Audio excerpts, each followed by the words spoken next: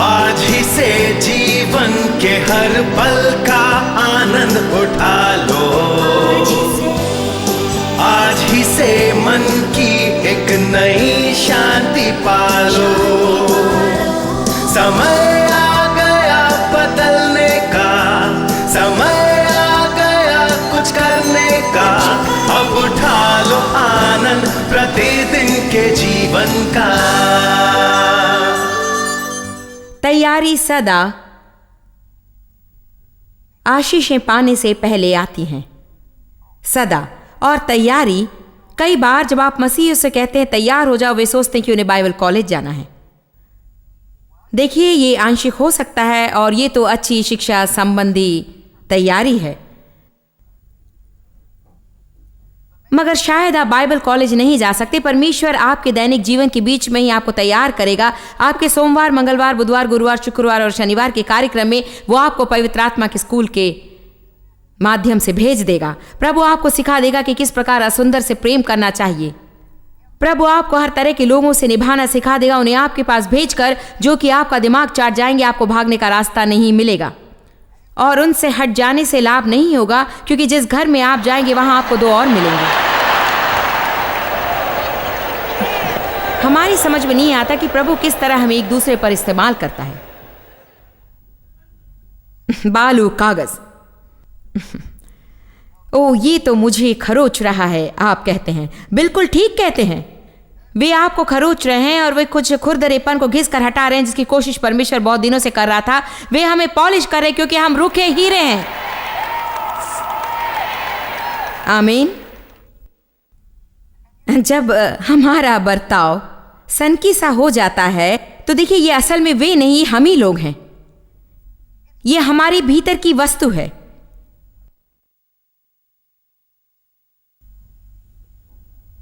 यीशु हमें स्वतंत्र करने के लिए मरा।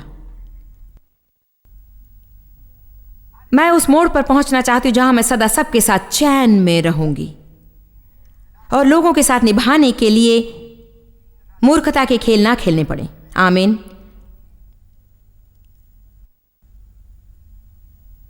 लूका 1:17 बाइबल बता रही है बपतिस्मा देने वाले यूहन्ना के बारे में, जो कि यीशु का अग्रदूत था। यूहन्ना ये संदेश लेकर आया, प्रभु के लिए मार्ग तैयार करो। और आप लोग अच्छी तरह जानते, यही मेरा संदेश है। इसे मैं बहुत पहले ही समझ गई थी। सारे प्रचारक यही काम करते हैं, विशेषकर मेरे बढ़ने और सिद्ध होने के संदेश में। और हम इन चीजों से निपट लें। जहां भी मैं जाती हूं, मैं कहती हूं प्रभु के पास आपके लिए रौबदार चीजें हैं, मार्ग बनाओ परमेश्वर के लिए, कि वो तुम्हें अगले स्तर पर लाए और भारी अभिषेक लाए, अधिक मूल्यवान अवसर लाए और बहुत अच्छे मौके आपके जीवन में लाए। हम शुरू करें लूका 1:13 में। परंतु स्वर्गदूत ने उससे कहा, हे जकरयाह, भयभीत ना हो, क्योंकि तेरी प्रार्थना सुन ली गई और तेरी पत्नी इलीशिबा से तेरे लिए एक पुत्र उत्पन्न होगा और तू उसका नाम यूहन्ना रखना, जिसका अर्थ है प्रभु अनुकूल है। और पद 14, और तुझे हर्ष और आनंद होगा और बहुत लोग उसके जन्म के कारण आनंदित होंगे। पद 15, क्योंकि वो प्रभु के सामने महान होगा और दाखरस और मदिरा कभी ना पिएगा और अपनी माता के गर्भ ही से पवित्र आत्मा से परिपूर्ण हो जाएगा और इस्राएलियों में से बहुतेरों को उसके प्रभु परमेश्वर की ओर फेरेगा। वो आगे आगे चलेगा, यूहन्ना यीशु के आगे चलेगा। वो एलियाई की आत्मा और सामर्थ में होकर कि पितरों का मन लड़के वालों की ओर फेर दे और आज्ञा न मानने वालों को धर्मियों की समझ पर लाए और प्रभु के लिए एक योग्य प्रजा तैयार करे। अब ध्यान से सुनिए, आज्ञा न मानने वालों को धर्मियों की समझ पर लाए और प्रभु के लिए एक योग्य प्रजा तैयार करे। तो उसके कहने का आधार था, यीशु आ रहा है, तैयार हो जाओ, पछताओ। यूहन्ना ने कहा पछताओ, क्योंकि स्वर्ग का राज्य निकट है। प्रभु के लिए मार्ग तैयार करो। आज मैं आपको बता रही हूं, परमेश्वर की आत्मा द्वारा बोल रही हूँ। प्रभु आपके जीवन में आना चाहता है, आपकी सेविकाई में आना चाहता है, आप में रोबदार चीजें करना चाहता है, आपकी देह को चंगा करना चाहता है, आपको समृद्ध करना चाहता है, आपकी सफलता चाहता है। और जब आप प्रार्थना करें, वो चाहता है कि प्रभु के साथ आपका बल हो और शैतान पर भी हो, और ये भी कि आपको प्रीति मिले। वो चाहता है कि आप ज्ञान में चले, वो चाहता है कि आप में विवेचन और अंतर्दृष्टि हो। हम तो ये जानना शुरू भी नहीं करते कि आत्मा में जीने का अर्थ क्या है, और शायद थोड़ा सा स्वाद इधर थोड़ा सा उधर। मगर हमें उनके बीच से निकल आना है और अलग हो जाना है। हमें संसार में रहना है, संसार के होकर नहीं। मैंने एक छोटी सी सूची लिखी है, मेरा पॉइंट आपको यहां मिलेगा, आप सुनिए। परमेश्वर ने जो तैयार किया है उसके लिए आप तैयार नहीं हैं यदि आप दशमांश नहीं दे रहे हैं। आप दशमांश के बारे में जो सोच रहे हैं उससे काम नहीं बनता है। प्रभु ने आपको वोट के लिए नहीं कहा। मेरी बात समझ रहे हैं? मुझे खुशी है कि मैं इसे कह सकती हूँ। इस समय शायद लाखों लोग टीवी देख रहे हैं, और आप तो जानती हैं कि लोग पीठ दिखा देते हैं जब कोई उनसे कहता है, जब कोई प्रचारक उनसे कहता है कि उन्हें दशमांश देना है, परमेश्वर को आशीष। मैंने नहीं कहा, यीशु ने कहा है, परमेश्वर का वचन कहता है। मलाकी ने कहा, यदि दशमांश नहीं देते तो तुम प्रभु को लूट रहे हो और एक शाप में जी रहे हो। उसने कहा, मुझे परखो करके देखो कि मैं स्वर्ग के झरोखे खोलकर तुम्हारे ऊपर अपरंपार आशीष की वर्षा करता हूं कि नहीं। मेरे स्वर्गीय लॉकर में मेरी विरासत रखी हुई है। मेरी तो समझ में नहीं आता कि प्रभु क्यों मुझे आशीष नहीं देता। क्या दशमांश दे रहे? परमेश्वर ने जो तैयार किया आप उसके लिए तैयार नहीं हैं। यदि आप परमेश्वर के वचन के छात्र नहीं बने हैं, आप परमेश्वर के वचन के अध्ययन में यदि समय नहीं लगाते, तो प्रभु के पास जो है उसे आप कभी नहीं पाएंगे। क्योंकि परमेश्वर के वचन को यदि आप नहीं जानते तो शैतान के सामने आप शक्तिहीन है। आपने सुना, मैंने कहा, आप शैतान के सामने शक्तिहीन है। वो आपसे सब चुरा लेगा जिनके लिए यीशु ने प्राण दिए ताकि आपको मिले, क्योंकि वो आपसे झूठ बोलेगा और इसका आपको कभी पता नहीं चलेगा। यदि आप परमेश्वर के वचन के सत्य को नहीं जानते, आपको अध्ययन करना है और इसमें बहुत अधिक समय लगेगा। मैंने प्रभु के वचन का 27 साल तक अध्ययन किया है। जो मैं जानती हूं उसके लिए मैं कृतज्ञ हूं। जो मैं जानती हूं उसके लिए मैं बहुत कृतज्ञ हूं। जीवन के सारे उत्तर इस पुस्तक में हैं और इससे मुझे प्रेम है। ऐसे समय आते हैं जब मैं इसे बाहों में कस लेती हूं। आप चाहे जो सोच रहे हैं, मैं कभी कभी इसे चूम लेती हूं।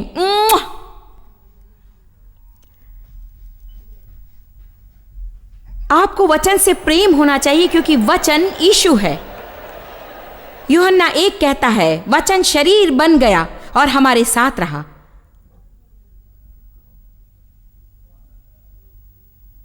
और वो आया और ये बातें लिखी गई हैं, पवित्र आत्मा द्वारा लिखी गई हैं। हमें वचन से प्रेम रखना चाहिए, वचन का अध्ययन करना चाहिए और पढ़ना चाहिए, और वचन से भरी हुई पुस्तकें पढ़नी चाहिए और गाने सुनने चाहिए जिनमें वचन भरे हो। मैं नहीं कह रही हूं कि अच्छा संगीत सुनना बुरा है, जिनमें मसीह गीत ना भरे हो। हमें इतना धार्मिक भी नहीं हो जाना चाहिए कि हम केवल चर्च जाते रहें और चर्च जाते रहें, चर्च जाते रहें, चर्च जाते रहें, चर्च जाते रहें, चर्च जाते रहें। आमीन। परंतु हमारे कर्तव्य का अंश होना चाहिए। एक बात बताती हूं, यदि आप कहें कि आपके पास वचन के लिए समय नहीं, यह सुनने में कर्कश लगेगा, मगर आप झूठ बोल रहे हैं।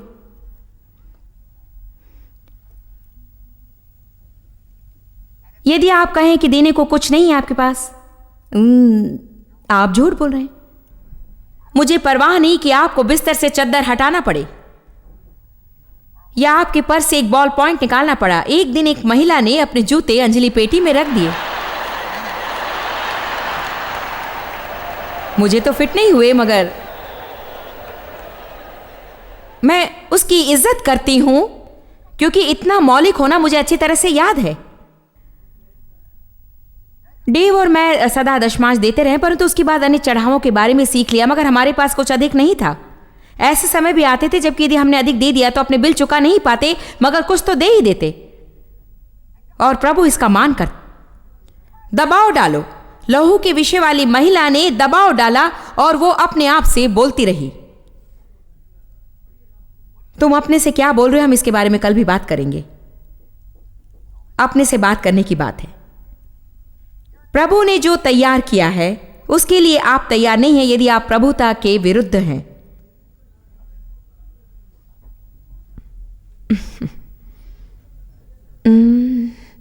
क्या आपको कोई धारणा है? मुझे देखिए, आपको पता है कि हमारे समाज में आज विद्रोह की क्या समस्या है? यह विद्रोह है जब एक स्वस्थ मसीही विकलांगों की पार्किंग में गाड़ी पार्क करता है।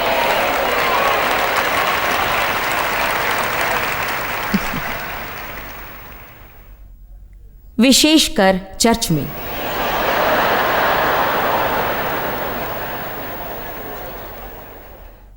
क्योंकि आप देर से आए और आते आते सारी स्पीड लिमिट तोड़ दिए।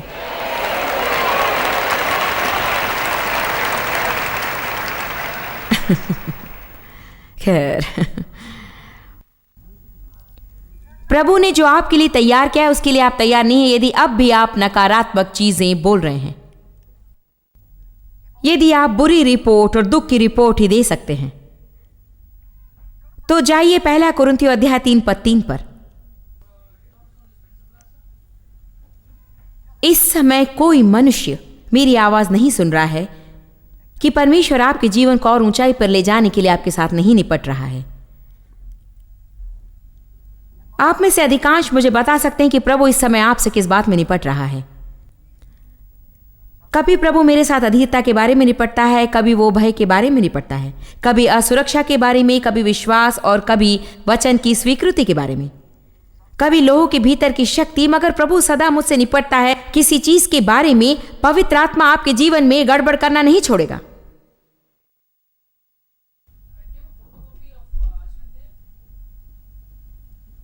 यदि विस्तृत बाइबल ना हो तो आपकी समझ में नहीं आएगा, मगर मुझे ये अच्छा लगता है। मैंने बहुत दिनों तक समझा नहीं था, मगर आप समझती हूं। पौलुस ने कहा 1 कुरिन्थियों में, हे भाइयों, तुमसे इस रीति से मैं बातें ना करूं जैसे आत्मिक लोगों से, जैसे शारीरिक लोगों से जिनमें वैश्विक प्रवृत्ति अब भी प्रबल है। वो मसीहियों से बातें कर रहा था जो पवित्र आत्मा में बपतिस्मा ले चुके थे, अर्थात पवित्र आत्मा उनमें व्याप्त था।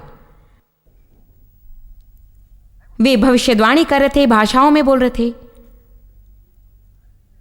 चमत्कारों को घटते हुए देख रहे थे। परंतु उसने कहा, मैं तुमसे सच्चे लोग समझकर बात भी नहीं कर सकता। दूध वाला एक और कथन, मुझे तुमसे अनात्मिक लोगों की तरह बात करनी है क्योंकि तुम्हारी विषयासक्ति अब भी बहुत प्रबल है। मुझे तुमसे बातें करने जैसे बालकों से जो नए जीवन में यीशु में हैं और विस्तृत बाइबल कहती है विशेष चिन्ह में बोलने में असमर्थ। शुरू में मैंने सोचा था इसे क्या अर्थ निकलता है, अवश्य वे बोल सकते थे। कुरिन्थियों में एक और ग्रंथ है और वो भी यही कहता है, परंतु बाद में प्रभु ने दर्शाया जब मैंने शब्दों की शक्ति के बारे में सीखा, और उसने कहा वे बोल तो सकते थे परंतु सही बोलना उन्हें नहीं आता था।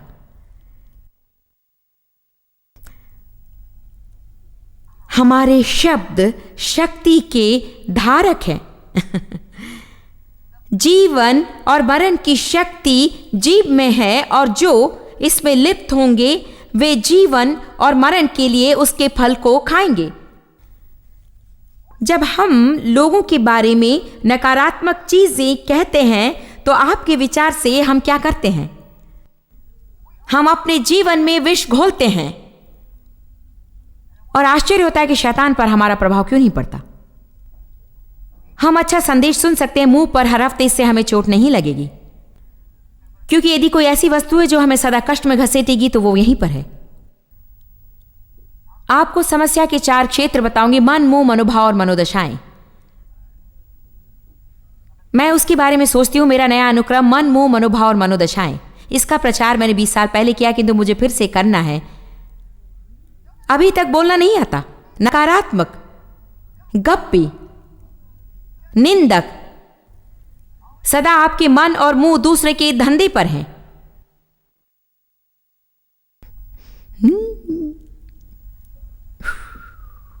प्रभु ने आपके लिए जो तैयार किया उसके लिए आप तैयार नहीं है यदि आपका लोगों से बर्ताव बुरा है। मैं उधर की सीट छोड़ दूंगी। प्रभु ने आपके लिए जो तैयार किया है, आप उसके लिए तैयार नहीं यदि आपके हृदय में क्षमाहीनता है, यदि आपके जीवन में छुपा संघर्ष है, यदि आपके हृदय में क्षुब्धता है। डेव और मैं उस दिन बातें कर रहे थे और मैंने कहा, जानते हैं क्या, मैं गलत हो सकती हूं मगर मेरी विचार से नहीं, मुझे सचमुच प्रतीति है डेव कि दुनिया में क्षुब्धता से मुक्त लोगों से अधिक लोग हैं जो किसी पर किसी न किसी समय क्षुब्ध हैं, उन लोगों की बजाय जो मुक्त हैं। और चर्च में लोग चर्च ऐसों के साथ आते हैं जिनसे वे बिगड़े हैं और वे साथ बैठते हैं, उपासना का बहाना, और गाड़ी में बैठकर घर पहुंचने तक लड़ते रहते हैं। मैं जानती हूं क्योंकि मैं ऐसा ही करती थी। ओह हां, मुझे अभी तक अच्छी तरह से स्मरण है जब हम पहली बार लाइफ क्रिश्चियन सेंटर में आने लगे थे। हमारा बर्ताव मूर्खता भरा था। मैं सालों इस तरह बर्ताव करती थी और मैं सोचती थी कि यदि आपने मुझे क्रोधित किया है तो मैं क्रोध में हूं और खुश नहीं होंगी जब तक कि आप स्थिति को सही ना करने, शांति लाने वाला बनना मेरी जिम्मेदारी नहीं। आपने क्रोधित किया, आप मुझे सही कीजिए।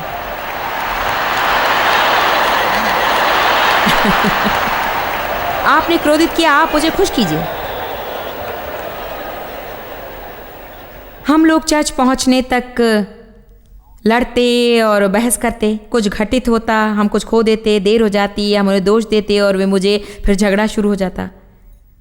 फिर पीछे की सीट पर बच्चे घबराकर रोना शुरू कर देते क्योंकि हम लड़ रहे थे। फिर हम चिल्लाते, ए चुप हो जाओ।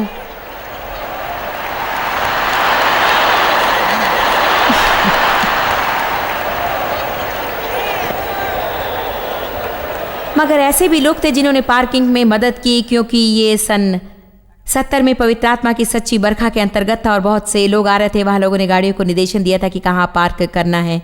एक बात बताओ, हम चर्च पहुंचने तक झगड़ते, मगर जो ही हमने पहले पार्किंग की जगह के सेवकों को देखा, प्रभु की स्तुति हो,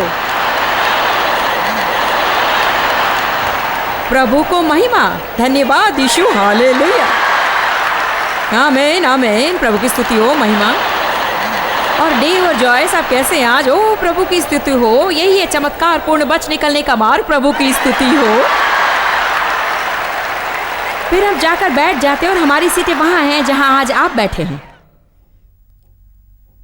हम लोग चर्च में बड़े आदमी थे क्योंकि सीट पर हमारे नाम लिखे थे। वे सीटें डेव और जॉयस मायर की थी और उनमें यदि कोई बैठ जाते तो वे हटा दिए जाते थे क्योंकि आखिरकार मैं अगुवाई में थी।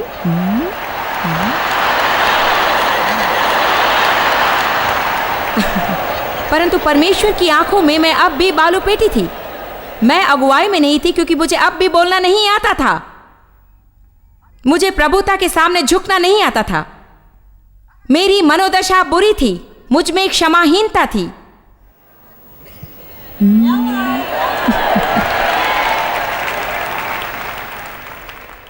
ओ हम प्रभु की स्तुति करते सेवा के माध्यम से, और हम उछल कर चिल्लाते, हम स्तुति का बलिदान लाते प्रभु के घर में, ओ हम लाते हैं हम।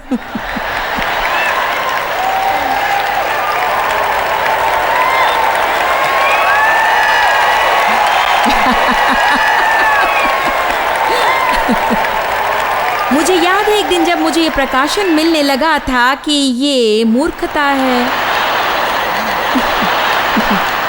परमेश्वर को भीतर के आदमी से सरोकार है, ना कि इस दिखावे से जो मुझ पर है।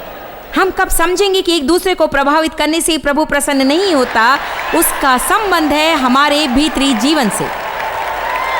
संबंध केवल इसी से है कि मेरे भीतर क्या हो रहा है, वो मुझ में वास करता है, मैं परमेश्वर का घर हूं। वो शायद अंदर बैठकर सोच रहा है, मुझे थोड़ी शांति चाहिए। मुझे याद है एक दिन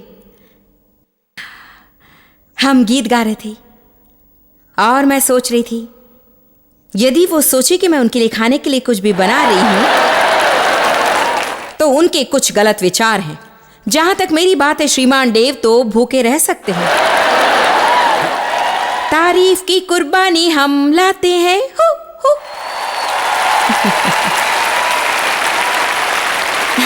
come on now.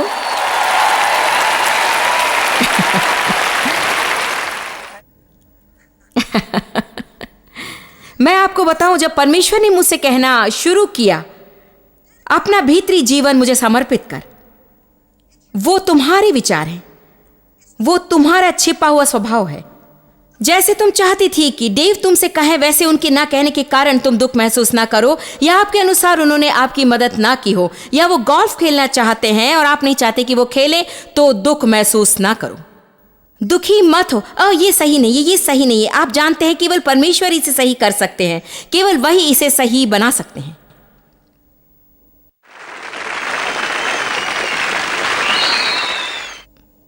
Come on now. वो हृदय का भीतरी मनुष्य है, पहला पत्रस कहता है। वो हृदय जो नम्र और दीन है, वो जो चिंता या क्रोध नहीं करता है, और वो प्रभु की दृष्टि में बहुमूल्य है। प्रेरित पौलुस प्रेरितों के काम 24:16 में कहता है, मैं यत्न करता हूं कि परमेश्वर की और मनुष्यों की ओर मेरा विवेक सदा निर्दोष रहे। क्योंकि वो जानता था कि वो अपने आत्मिक जीवन को जहरीला बना देगा, और यदि वो इन बेकार की बातों को बाहर नहीं रखेगा, तो जो परमेश्वर ने उसके लिए रखा उसे वो कभी प्राप्त नहीं कर सकेगा। मैं किसी बात के लिए भूखी हूं, और मेरी प्रार्थना है कि मैं काफी समय तक जीवित रहूं इस पृथ्वी पर। कि मेरे बचे हुए समय में परमेश्वर क्या करने जा रहे, इसे मैं निश्चित नहीं जानती, परंतु मैं परमेश्वर से प्रार्थना करती हूं कि मैं यहां इतने लंबे समय तक रहूं कि लोगों को प्रेम में चलते हुए देखूं।